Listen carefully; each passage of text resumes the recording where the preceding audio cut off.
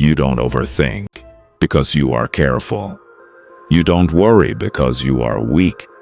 You worry because your mind learned to survive that way. Most people believe worry is part of who they are.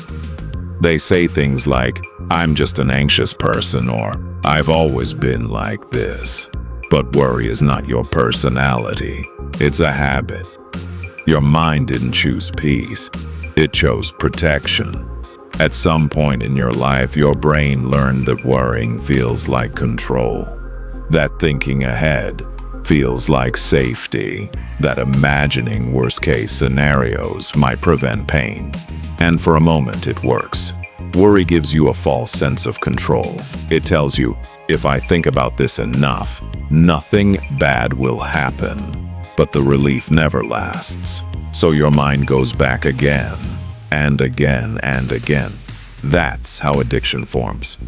Not because something feels good, but because it feels familiar. Your brain is designed to scan for danger. It doesn't care if the danger is real or imagined. If there is silence, it creates noise. If there is peace, it searches for problems. That's why calm can feel uncomfortable. That's why quiet moments feel strange. That's why doing nothing makes you uneasy. Your mind has been trained to stay alert. So when there's nothing to worry about, it feels wrong, unsafe, empty, and your brain fills that emptiness with fear. Over time, this constant alert state becomes exhausting, not physically, mentally. You feel tired even after sleeping, unmotivated even when you care, drained without knowing why. You think you're lazy, but you're not. You're mentally overloaded. Worry doesn't prepare you for life. It consumes the energy you need to live it. The hardest part is this. The more you worry, the more your brain believes worry is necessary. So the goal is not to fight your thoughts, not to silence them, not to force positivity. The goal is awareness.